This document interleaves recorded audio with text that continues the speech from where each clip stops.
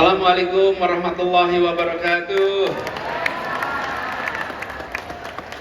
Selamat siang, salam sejahtera untuk semuanya. Sampurasun. Alhamdulillah, senang sekali bisa kembali ke kota Bandung, kota yang memberikan kepada kita semua inspirasi. Tadi diceritakan tentang anak muda. Di Bandung, sejak zaman kolonial, anak-anak muda sudah bergerak untuk Indonesia yang lebih baik. Tepuk tangan buat semua yang hadir di sini. Mengapa buat anak muda politik itu penting? Kekuatan anak muda adalah karena kebaruannya. Itu kekuatan anak muda. Kalau anak muda tidak membawa kebaruan, dia tidak lagi muda. Kalau anak muda tidak berbicara masa depan, dia sesungguhnya sudah tua. Kalau ada anak muda bicara masa lalu, dia sesungguhnya sudah tua. Anak muda tidak menawarkan biografi. Anak muda menawarkan rencana untuk masa depan. Itulah anak muda. Kalau anak muda itu menawarkan masa depan. Jadi kalau diwawancara pekerjaan, ditanya, anak muda, apa pengalamanmu? Maka jawab, saya tidak menawarkan pengalaman. Saya menawarkan masa depan untuk Anda. Nah, biarkan yang menawarkan pengalaman orang tua tuh. Kalau anak muda menawarkan masa depan. Saya beri contoh di Jakarta tahun lalu ada sebuah zebra cross. Zebra cross itu sudah ada bertahun-tahun. Tapi ada anak-anak muda melihat zebra cross ini bukan tempat penyeberangan saja, dipandang sebagai catwalk. Ingat Citayam? Fenomena Citayam ingat dah? Apa yang terjadi? Ini yang namanya zebra cross ini udah bertahun-tahun. Tapi di mata anak muda, ini bukan sekedar zebra cross. Ini adalah tempat untuk fashion show. Oke? Apa yang menarik? Bukan soal fashion show-nya. Anak muda memiliki kacamata kebaruan yang orang-orang sebelumnya tidak melihatnya. Oke? Jadi anak muda ini punya kebaruan, menawarkan masa depan. Anak muda melihat ke depan. Dan kalau ada anak muda sudah nulis biografi, sesungguhnya dia sudah tua.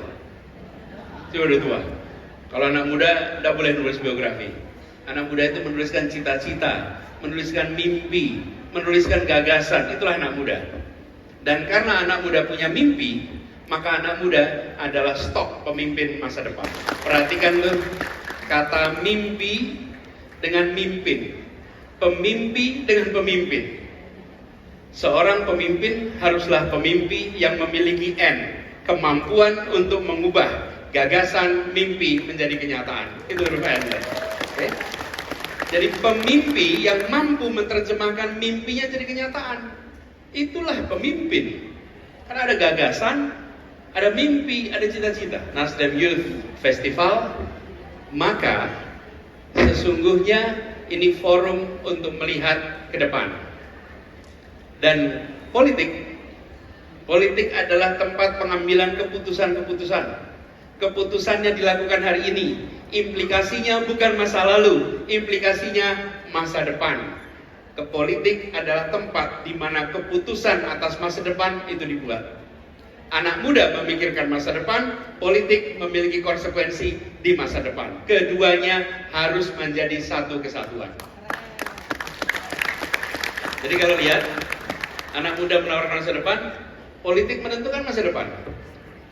Teman-teman sekalian, ketika kita bicara politik menentukan masa depan, saya beri contoh. Ketika hanya segelintir orang bisa ikut pendidikan di Bandung, ini salah satu pusatnya. Zaman kolonial Belanda, keputusan politiknya apa? Keputusan politiknya pendidikan dasar untuk sebagian orang, pendidikan tinggi hanya untuk kaum ningrat. Hanya untuk kaum ningrat. Kalau bukan dari kaum ningrat, tidak dapat pendidikan tinggi. Itu keputusan politik. Ketika Indonesia merdeka, diubah.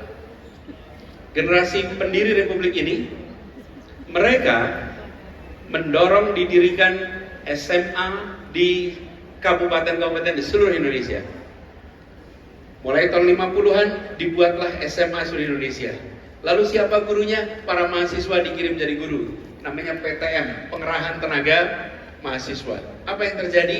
Tahun 60-an terjadi ledakan jumlah mahasiswa.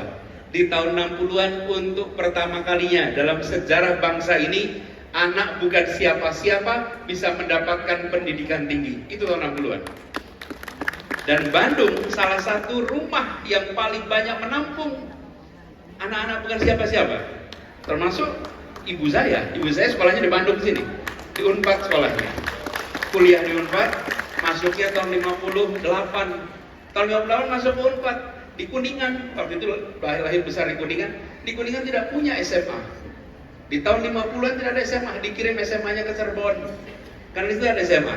Lalu dikirim kuliahnya ke Bandung. Itu satu lapis generasi, itu bukan anak siapa-siapa, dari orang biasa-biasa saja bisa masuk perguruan tinggi. Tahun 70-an mereka membentuk generasi kelas menengah pertama Indonesia. Dan tahun 80-an kita menyaksikan eskalator sosial ekonomi menemukan babak baru bagi Indonesia. Diperlukan waktu 3 dekade itu berdampak. 50-an, 60-an, 70-an. Siapa dididik apa hari ini menentukan siapa akan duduk di mana besok. Keputusan jalan tol, keputusan tentang penempatan bandara, keputusan tentang pendidikan, keputusan tentang kesehatan, itu semua keputusan politik. Tapi sering sekali kita justru enggan berada di wilayah itu. Saya pernah ngobrol dengan seorang mahasiswa, saya tanya gini, besok kalau udah lulus rencananya mau apa? Pak Rektor, saya mau bisnis ya. Nggak tertarik masuk politik? Enggak, Pak. Dan wajah mahasiswa itu ke saya kelihatan agak aneh gitu. Kok rektornya tanya mau masuk politik? Lalu saya tanya balik, kenapa nggak mau masuk politik? Karena politik itu kotor, Pak. Jadi saya tanya balik, kalau bisnis bersih ya? Bisnis bersih ya? Tapi sekalian, kotor dan bersih bukan soal sektor. Kotor dan bersih adalah soal cara menjalani di sektor apapun.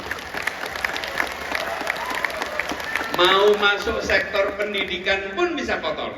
Mau masuk bisnis pun bisa kotor. Mau masuk politik pun bisa kotor. Tapi juga mau masuk pendidikan bisa bersih. Mau bisnis bisa bersih. Dan masuk politik pun bisa dikerjakan dengan cara yang benar.